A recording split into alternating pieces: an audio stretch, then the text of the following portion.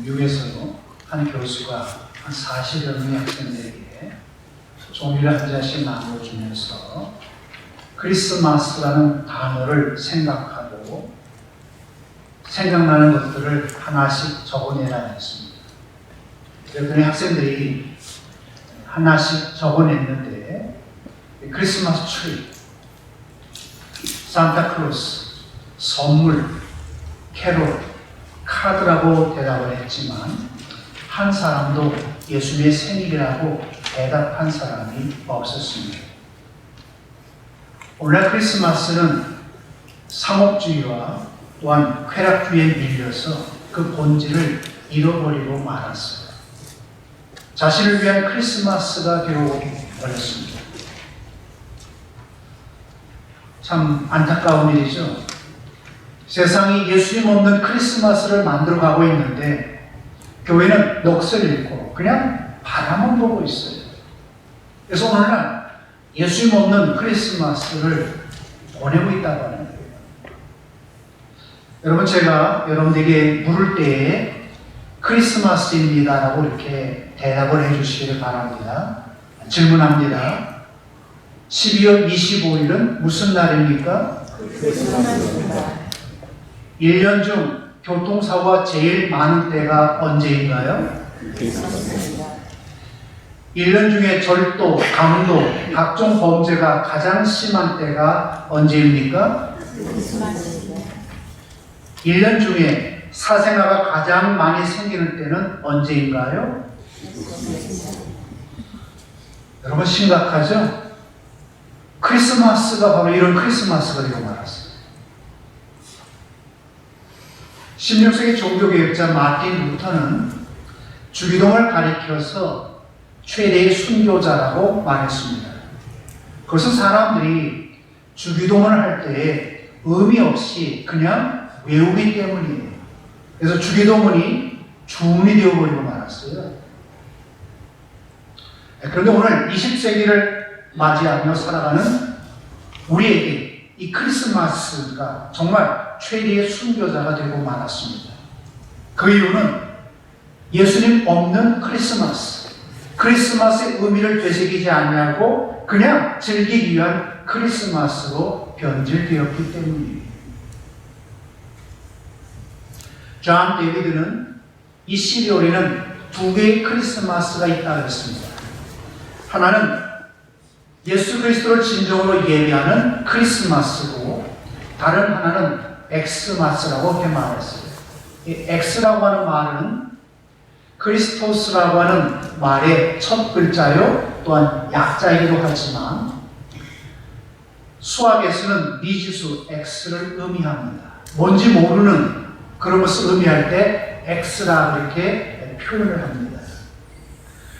오늘날 사람들은 크리스마스를 뭐라고 부릅니까? 엑스마스라고 불러요. 자기의 욕망을 채우기 위한 변질된 엑스마스입니다.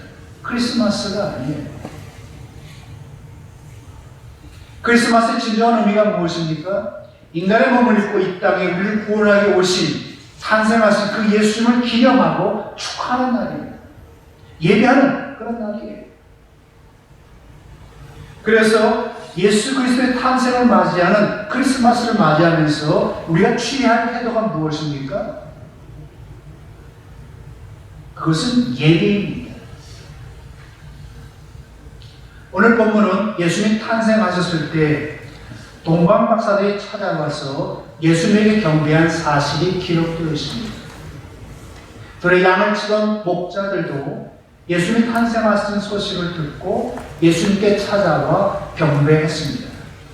그렇다면 크리스마스를 맞이할 때마다, 아니 예배할 때마다 우리는 하나님 앞에 나와야 되고 또 우리는 예배를 드려야 합니다. 우리의 삶에서 항상 우선적으로 예배를 드려야 돼요. 동방 박사들은 중동 지역에서 별을 연구하던 점성학자들이었습니다. 그들은 하나님 믿지 아니했던 이방인들이었습니다. 하지만 그들은 예수님의 탄생별을 보고 예수님께 경배하기 위해서 예루살렘까지 찾아왔습니다. 그들 유대인을 통해서 장차 유대 땅에 메시아가 태어난다고 하는 소식을 들었던 것 같아요. 그러다 어느 날 밤하늘에 떠 있는 별을 보다가 예수님 탄생하신 별을 보고 맞다. 유대 땅에 유대인의 왕이 태어나셨구나 하는 그 사실을 알고 예수님을 찾아 메시아를 찾아 산 넘고 물 건너 예루살렘으로 찾아왔던 것이었습니다. 그들의 손에는 황금과 유향과 몰약이 들어져 있었어요. 그것을 가지고 와서 예배했습니다.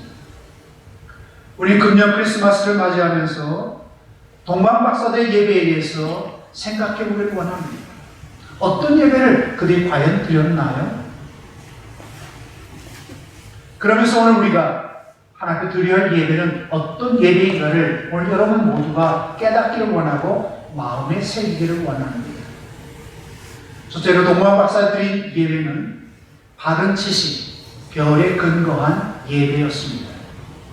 2절 보면 동방박사들은 동방에서 별을 보고 예수님에게 경배하러 왔다 했습니다.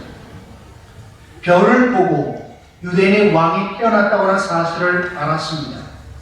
예수님의 태어났음을 알려주는 표적이었습니다. 그들 별을 따라 유대 땅까지 와서 유대인의 왕으로 태어나신 이가 어디에 있느냐고 물었어요. 그러자 예루살렘에 큰 소동이 일어났습니다. 제일 많이 놀란 사람이 헤롯 왕이었어요. 자기가 왕인데 유대인의 왕이 태어났다 그러니까 미의식을 느꼈던 거예요. 그래서 대제사장들과 서기관들에게 물었습니다. 어디에 메시아가 유대인의 왕이 태어났느냐? 대제사장과 서기관들은 헤롯의 질문에 대해서 미가서 5장 2절에 있는 말씀으로 대답했습니다. 유대 땅 베들레헴아, 너는 유대 고을 중에서 가장 작지 아니하도다. 내게서 한 다스리는 자가 나와서 내 백성 이스라엘의 목자가 되리라. 대제사장, 서기관들, 그 누구보다도 성경을 많이 읽고 말씀을 연구하고 묵상하던 사람들이었습니다. 그들 메시아가 어디에 태어난다고 하는 사실을 알고 있었습니다. 하지만 그들은 예배하지 않았어요. 저는 이 말씀을 묵상하면서 우리가 그냥 알고 있는 성경에 대한 지식은 무용하다고 하는 것을 다시 한번 깨달았습니다. 많은 성경을 우리가 공부합니다. 많은 지식을 갖고 있어요. 하지만 그 지식을 그냥 내 머리에 갖고 있는 것은 아무런 유익이 없습니다. 메시아가 태어났다고 하는 사실을 알고 있으면 무엇합니까? 가서 예배해야죠. 여러분이 말씀을 알고 있으면 뭐합니까? 그 말씀대로 살아가야죠. 여러분, 메시아신 예수님 앞에 경배하는 것이 가장 중요한 거예요. 하지만 대제사장들과 서기관들은 그 사실을 알았음에도 불구하고 예배하지 않았던 거예요. 교회 다니는 사람들은 크리스마스가 무슨 날인지 다 알아요. 하지만 예수님께 예배하지 않습니다. 점점 예수님 없는 크리스마스가 되어가고 있어요. 저는 예배 드릴 때마다 하나님 영이신이 예배하는 자가 신령과 진정으로 예배할진지라는 말씀으로 선포를 합니다. 여기서 진정이라는 말은 truth라는 말로 진리를 말합니다. 우리 하나님 앞에 예배를 드릴 때마다 영이신 하나님을 바로 알아야 돼요. 하나님에 대한 다른 지식, 진리를 가지고 우리가 예배를 드려야 한다는 거예요. 막연하게 우리가 하나님 앞에 예배 드리면 안 돼요. 그냥 대충 알고 하나님 앞에 예배를 드려도 안 됩니다. 오늘 신앙의 위기 중에 하나가 뭐냐면 대충 성경을 안다는 거예요. 대충. 다른 말로 표현하면 적당히 안다는 겁니다. 그래서 여러분, 여호와의 증인 같은 이단들이 찾아와서 성경책을 펴놓고 우리 말씀을 한번 토론해 봅시다 그러면 여러분 입도 뻥끗 못해요. 막연하게 성경에 대해서 알고 있었기 때문입니다. 알려면 바로 알아야 돼요. 동방박사들은 바른 지식, 즉 별에 대한 지식을 가지고 예수님께 예배했습니다. 자, 바른 지식, 진리, 그것은 무엇을 구체적으로 의미합니까? 바로 예수님을 말합니다. 예수님 말씀하셨습니다. 내가 곧 길이요 진리요 생명이다. 나의 생명이 되신 예수님에 대해서 모르고 우리가 예배할 수 있습니까? 나를 위해 살찌고 피 흘려 돌아가신 대속의 제물 되으신 그분이 바로 메시아요 예수님이라는 사실을 알고 정말 내가 진정으로 감사하는 마음을 가지고 예배드릴 수 있나요? 찬양할 수 있습니까? 생명의 주를 모르면 우리는 온전한 예배를 드릴 수가 없어요. 그래서 예배를 드릴 때마다 우리 항상 우리 마음속에 또 우리 머릿속에 되새기고 떠올려야 합니다. 예수님은 누구신가? 예수님은 어떤 분이신가? 그리고 여러분의 머릿속에 떠오르는 여러 가지 생각과 마음속에 일어나는 감격과 기쁨을 가지고 우리가 예배 드려야 합니다. 비록 동방 박사들은 완벽한 지식을 우리처럼 갖고 있지는 않았지만 유대인의 왕이 태어났다고 하는 그 한편 단편적인 지식을 가지고 예수님 앞에 예배를 드렸어요. 오늘 우리도 예배를 드립니다. 이 예배를 드릴 때마다 우리는 항상 우리 마음속에 생각해요. 하나님 영이시다. 예수는 진리이시다. 생명이시다. 여러분이 생각하고 우리 하나님 앞에 예배를 드려야 돼요. 인간의 몸을 입고 특별히 이 땅에 오신 메시아이심을 여러분이 기억하고 예배를 드려야 한다는 거죠. 사랑하는 성도 여러분, 다음 주 우리가 크리스마스 주일을 맞이하고 예배를 드리게 됩니다. 다른 건 다 잊어버려도 예수님 누구신가, 어떤 분이신가, 그분이 나를 위해서, 우리를 위해서 하신 일이 무엇인가를 꼭 마음에 되새기면서 감사의 예배를 드릴 수 있는 우리 모두가 되기를 소원합니다. 둘째로 동방박사의 예배는 자신의 소중한 모든 것을 드린 그런 헌신 예배였습니다. 11절 말씀을 보시기 바랍니다. 집에 들어가 아기와 그의 어머니 마리아가 함께 있는 것을 보고 엎드려 아기께 경배하고 보배합을 열어 황금과 유향과 몰약을 예물로 드리니라. 이 동방박사들은 멀리 동방에서부터 별을 따라 예수님 앞에 경배하기 위해서 예루살렘으로 왔습니다. 한 달이 걸렸는지, 두 달이 걸렸는지, 세 달이 걸렸는지 우리 정확히 알 수가 없어요. 하지만 아주 먼 길을 오랜 시간 동안 경배하기 위해서 왔습니다. 오늘날 우리가 30분 거리도 멀다, 1시간 거리도 멀다 이렇게 말하는데 많은 남들을 소비하면서 예수님 앞에 예배하기 위해서 왔어요. 그 오는 도중에 강도 있었을 것이고 산도 있었을 것입니다. 평탄한 길이 아닙니다. 여행하기에는 힘든 그런 길이었습니다. 참고 견디면서 예수님 앞에 경배한다는, 예배한다는 그 사실만으로 기뻐하면서 걸어왔어요. 또 여행 중에 강도나 여러 가지 위험이 자리 잡고 있기도 했었습니다. 하지만 그들에게서 가장 중요한 것은 예수님 앞에 예배드리는 것이었어요. 메시아를 만나는 것이었습니다. 그래서 그들은 그 별을 따라 예루살렘까지 왔고 예수님 앞에 나와 베들레헴에서 예배를 드렸습니다. 자신이 가지고 있는 가장 소중한 황금과 유향과 몰약을 드리면서 예배를 드렸습니다. 헌신의 예배였습니다. 마음과 뜻과 정성을 다해서 자신의 모든 것을 드린 그런 헌신 예배였다는 거예요. 전에 제가 섬기던 한 교회는 매주 전도의 헌신 예배가 있었습니다. 매주요. 그런데 놀라운 것은 그 헌신 예배를 드리는 목적이 무엇인지 아닙니까? 재정 충당을 하기 위한 것입니다. 전도회에 재정을 충당하기 위해서. 헌신 예배가 아니라 다른 목적이 있었다는 거죠. 자, 여러분, 예배를 드릴 때마다 동방 박사처럼 여러분의 소중한 모든 것을 드리는 헌신의 예배가 되고 있습니까? 여러분 그런 예배를 드린다고 확신할 수 있어요? 요즘 헌신하는 마음을 가지고 자신의 모든 걸 쏟아붓는 그런 예배를 드리는 사람은 많지 않아요. 마치 잘 짜여진 그런 일정에 따라서 주일날 나와 예배를 드리고 나아갑니다. 예배를 드리고 나아갈 때는 주일 성수 다 했어. 나 이제 교인으로서 할 일 다 했어. 그러고 아마 가볍게 나갈 것 같아요. 예배를 드리는 것이 아니니까 주일날 예배를 드리는 것이 아니라 그냥 습관적으로 주일이 되었으니까 나와서 예배 드리는 분도 참 많아요. 우리가 느끼지 못하는 사이에 신령과 진정을 드린 예배가 아닌 그런 형식적인 예배가 되어버렸어요. 하루는 여호와의 사자가 다윗에게 나타나서 이렇게 말했습니다. 어느 날 타작마당에 가서 여호와께 단을 쌓아라, 예배하라 하는 그런 말씀이었어요.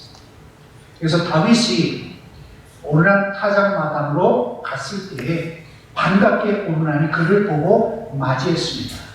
그때 다윗이 그에게 말했어요. 여호와께서 말씀하시기를 이 타작마당에서 단을 쌓고 예배를 드리라고 했어.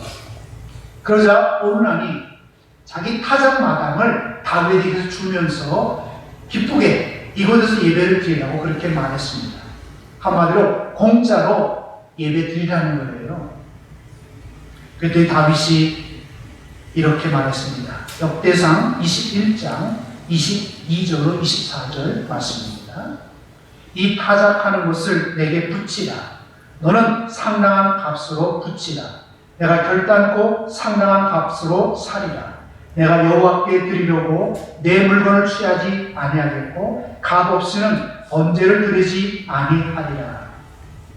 자, 오늘 공짜로 준다고 해도 나 공짜로 받아서 여기서 예배드릴 수 없다는 거예요.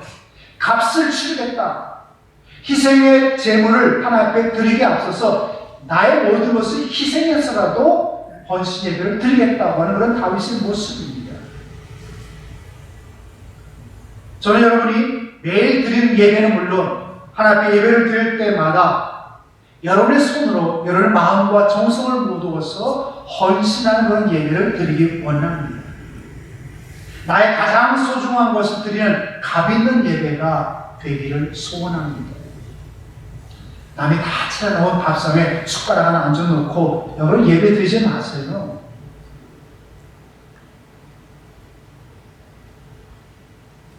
하나님 우리가 원하시는 예배는 신령과 진정으로 우리의 마음과 정성과 모든 걸 쏟아붓는 그런 예배입니다. 동방 박사처럼 황금과 유향과 몰약을 드리지 못한다 할지라도 내게 있는 가장 소중한, 다시 말해서 과부의 두레똥과 같은 그런 예물을 하나님께 드리면서 헌신 예배를 드리는 사람 모든 성도들이 되시기를 바랍니다. 실제로 동방 박사의 예배는 가장 크게 기뻐하고 기뻐하며 드린 예배였습니다. 자, 이런 모습을 보면 우리가 드리는 예배의 모습과는 달라도 너무 달라요. 제가 이 교회에 와서 여러분들에게 인사를 시킬 때에 웃으라고 했죠? 여러분의 얼굴을 보면 어때요? 뭔가 화하는 것 같고 불평, 불만이 마음속에 가득한 그런 모습과 같다 그랬잖아요. 그렇죠? 그래서 윙크하라, 좀 한번 웃어주라 그런 말씀을 드렸는데 여러분 예배 드릴 때 여러분 마음에 기쁨이 있습니까? 기쁨이 충만합니까? 자, 10절 말씀을 보세요. 그들이 별을 보고 매우 크게 기뻐하고 기뻐하더라. 예수님이 탄생하신 곳에 이르러서 별이 멈췄습니다. 그 멈춘 것을 보면서 동방 박사의 마음에 감격과 기쁨이 넘쳐 흘렸어요. 야, 드디어 예수를 만나게 되었구나. 아, 정말 이제는 예수를 경배하게 되었구나.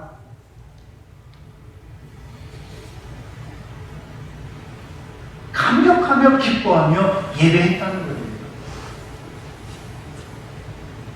별은 유대인의 왕이 태어나셨다고 하는 사실을 알려주는 기쁨의 소식이었습니다.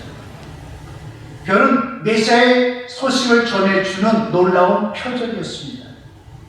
별은 이제까지 그의 길을 인도해준 든든한 안내자였습니다. 그 별이 멈춘 것을 보고 그들은 기뻐했어요. 자기의 목적을 이루는 순간입니다. 자기들이 고대하고 기다린 예배하는 순간이었기 때문입니다. 주일 이 시간이 여러분이 고대하고 기다리는 그 예배의 순간입니까? 그렇다면 여러분의 마음속에 기쁨이 있어야 돼요. 감사와 찬양이 흘러 넘쳐야 돼요.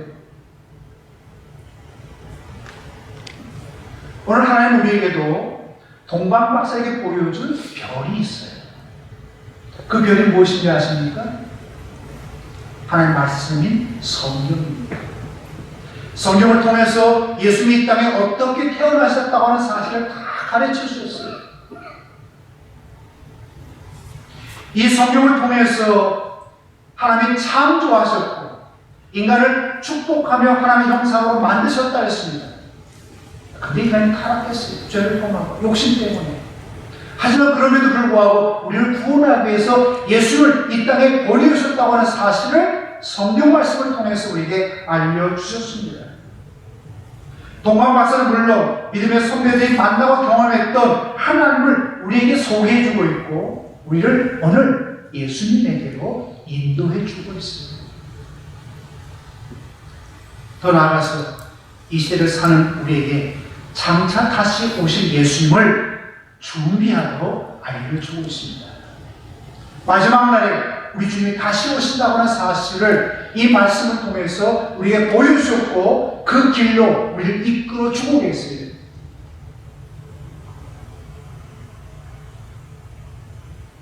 하나님은 별을 보고 기뻐하는 동방박사들처럼 말씀을 보고 성경을 묵상할 때마다 여러분의 마음속에 기쁨이 충만해지기를 원하십니다.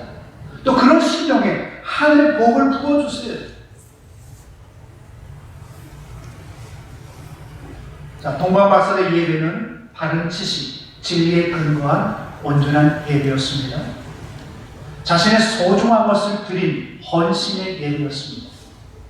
동방박사의 예배는 가장 크게 기뻐하며 감격스럽게 드리는 예배였습니다. 오늘 제가 여러분에게 이런 예배를 드리자고 말한다면 여러분 드리고 있나요? 그렇게 물은다면 여러분들은 그렇다고 대답할 것입니다. 근데 한번 곰곰이 생각해 봅시다. 과연 그런 예배 지금 우리가 드리고 있습니까? 여러분 드리고 있어요?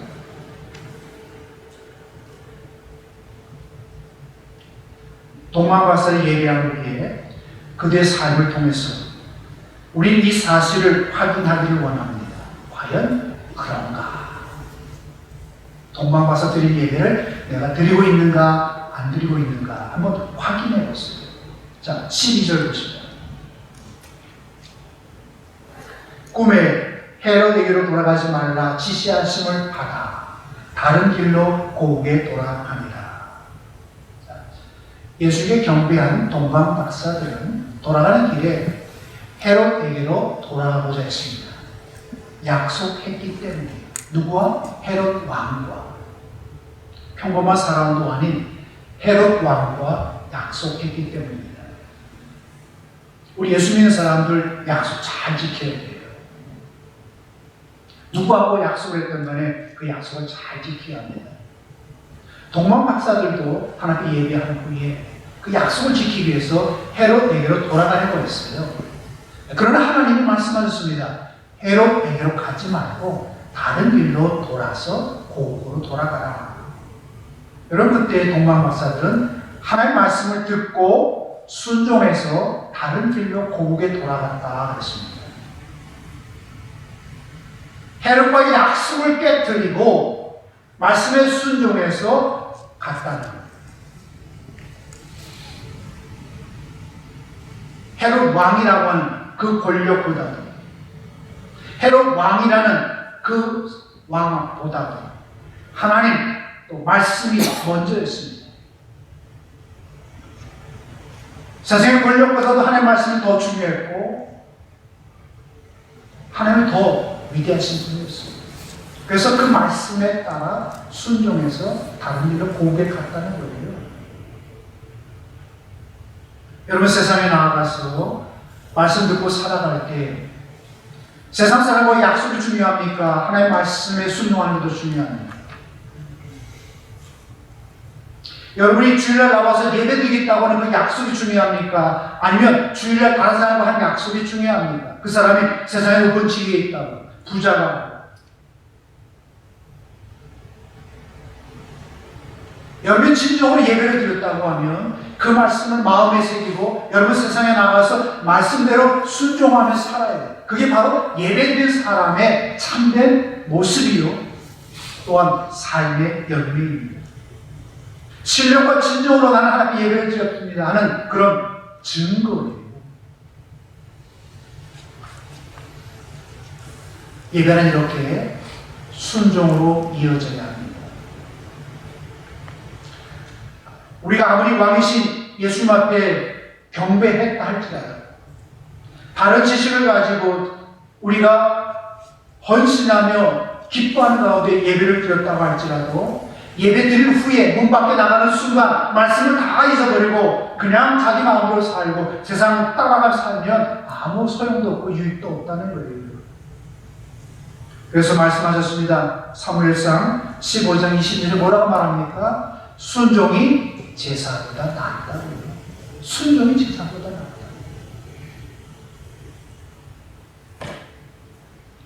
오늘 우리 삶을 보면 예배 드리는 시간이 참 많아요. 팬데믹 때문에 그 예배 드리는 시간이 좀 줄어들었지만 아직도 우리는 한 주에 여러 번의 예배를 드립니다.